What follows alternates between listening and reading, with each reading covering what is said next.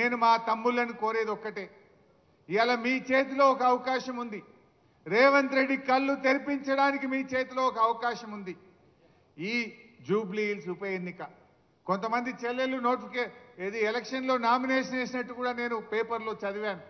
నేను మీతో కోరేది ఒక్కటే, జూబ్లీ హిల్స్ ఓడిపోతే రేవంత్ రెడ్డి ఏం గద్దె దిగడు కదా, ఆయన ముఖ్యమంత్రి పదవి ఏం పోదు కదా, ఇంకా 3 ఏళ్ళు పక్కా ఉంటాడు ఆయన్నే రేవంత్ రెడ్డి, ఉండాలని కూడా మేము కోరుకుంటున్నాం. ఇక మళ్ళా కాంగ్రెస్ 20 ఏళ్ళ దాకా మొలవదిగా. అయితే నేను మీతో కోరేది ఒక్కటే, దయచేసి మీరు కాంగ్రెస్ను జూబ్లీ హిల్స్లో ఓడించాలని, ఆనాడు కాంగ్రెస్ను గెలిపించాలని బస్సు యాత్ర చేసిండ్రు. ఆనాడు కాంగ్రెస్ మిమ్మల్ని వేడుకున్నది, వాడుకున్నది.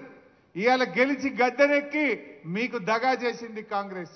ఆ కాంగ్రెస్ కళ్ళు తెరిపించాలంటే, ఆ కాంగ్రెస్ కు సురుకు బుట్టాలంటే జూబ్లీ హిల్స్ లో కాంగ్రెస్ ను ఓడించడానికి మా నిరుద్యోగ యువతి యువకులందరూ దండుగట్టి బయలుదేరండి.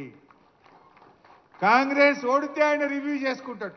రాహుల్ గాంధీ అడుగుతాడు, నేను ఏమైందా నువ్వు ఎందుకు ఓడినావు అంటే, అప్పుడు మా నిరుద్యోగ యువతి యువకులకు 2 లక్షల ఉద్యోగాలు ఇస్తా అని రాహుల్ గాంధీ, ప్రియాంక గాంధీ మాట ఇచ్చి మోసం చేసింది కనుక ఈ నిరుద్యోగ యువకులే కాంగ్రెస్ ను ఓడించిండ్రు అనేటువంటి విషయం వాళ్ళకి అర్థం కావాలి. ఉద్యోగాలు ఇవాళ మనకు 2 లక్షల ఉద్యోగాలు రావాలంటే, మెగా డిఎస్సి రావాలంటే, జీవో 46 అమలు కావాలంటే జూబ్లీ హిల్స్ లో కాంగ్రెస్ కు గుణపాఠం చెప్పండి. అప్పుడే ఇవన్నీ వస్తాయి. గవర్నమెంట్ ఏం మారది, కొత్త గవర్నమెంట్ ఏం ఎక్కదు. కానీ తన తప్పులు తాను తెలుసుకోవాలంటే, కాంగ్రెస్ రివ్యూ చేసుకోవాలంటే ఇవాళ కాంగ్రెస్ ను మనం ఓడించాల్సినటువంటి అవసరం ఉంది.